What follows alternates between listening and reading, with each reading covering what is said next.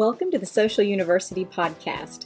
We are so glad you're joining us today because we want to help business owners, entrepreneurs, and people just like you who want to build their business online. Listen, if we can do it, you can do it. So let's go. Good morning. I'm Karen Taradas with Social U. It is time for What's Up Wednesday. We come to you live every Wednesday morning at 10 a.m. to talk about social media tips, tricks, and trends. And July is kind of an interesting month because people are out for the summer and not everybody's super focused on work. Today, we're going to talk about the power of the niche. And next week, we're going to talk about branding do's and don'ts. And last week we talked about threads. And if you are wondering if threads are a good option for your business, I would tell you go back and watch the video from last week. Okay, let's go ahead and get started. I kind of have, I don't want to say hot take, but I don't know that it's normal take, but okay. Niche, every small business owner constantly hears niches lead to riches. Everybody is told to niche down. Everybody is told to focus their services so that they can niche. I think people are confusing niche with specialize. A niche is all about who you serve. And when you specialize, it's about what you offer to the people that you serve. So what I think is happening is people are getting niche confused with identifying your target market. So who will buy what you have to sell should not be considered the niche, but your target market. For example, if selling women's clothing is not the niche, but selling shoes exclusively to older women who work in retail and have to look professional and be comfortable, that's a niche. Or being a social media expert would be your target. Niche would be someone who only focuses on Pinterest. So there's a difference there. And I think the way you define your target, the better you define your target, it makes it easier for you to create offers and then generate product. But it also depends on where you really are in your business.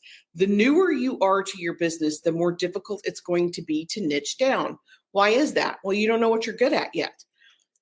And it happens all the time. It happened to me. What you think you're going to offer may not be what your client wants at all, which is exactly why when you're creating courses and products, you need to sell it first and then create it. I cannot tell you how many, and I've done it, I'm guilty of it, how many times I've created something that people, I think is very important. And then when you get done, people don't want to buy it. Happens all the time. And it happens to a lot of business owners. So if you're just starting out, it takes time to establish. You have to have some time under your belt before you can really niche down.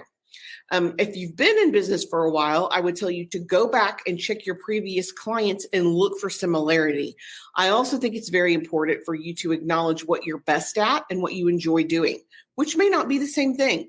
You may be selling a service, and I've done this before, that you hate, that you don't love, but you think that's what people want, so that's what you offer. Listen to your audience. Let them tell you what they want to hear and what they want to know. Especially if you've been in business for a while, you can go back and look at your clients and pull those similarities. Are they 80% female? Are they 80%, in their 20s? Do they have a second home? Do they have a college education? Those similarities will start to reoccur, and that will help you identify your best target. And there are pros and cons. As your market grows, you can segment your audience and create services or products that suit each one. So for us, using us as an example, versus niching, which would mean you're only able to serve one segment. So if you think about it as a giant target and each layer is a different market or a different audience, niching down means you can only aim at one. But your whole target market may be the entire target itself.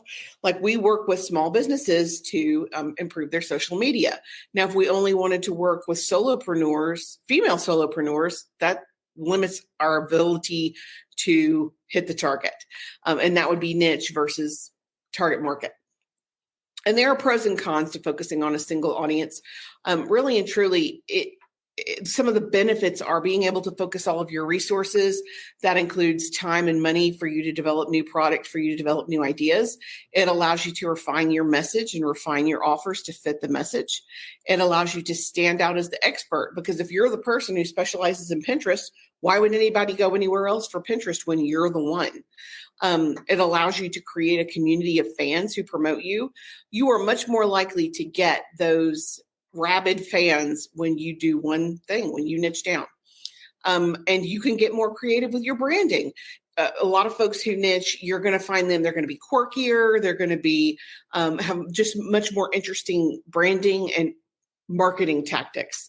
I can't think of a small business as a good example, but the more you niche down, the quirkier you can be. And the cons really to focusing on a single niche, it makes it difficult to maintain as you grow. The more you grow, it's going to get harder and harder to maintain that niche. And you're going to get more people who say, I know you do this, but can you help me with this? And that's a decision you have to make. It's okay to say no.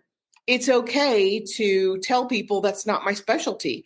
Do not confuse niching down with identifying your target market. You have to identify the target in order to hit it at all. But truly, don't let it, you have to make the decision on the target.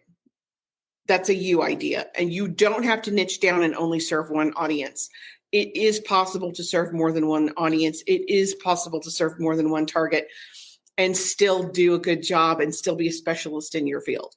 I would love to know your feedback. I would like to know more about what you guys think, if you agree or disagree. But I guess the overall message is don't confuse one for the other. It's okay to do both, but niching down is not required for success, essentially, which again, may be kind of a hot take, but that's my opinion.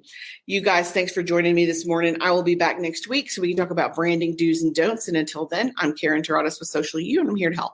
Thanks. Thanks for joining us for the Social University podcast. We hope you enjoyed it. Be sure to follow us on all of our social media at Stay Social U. That's the letter U. And we will talk to you next week. Remember, you've got this.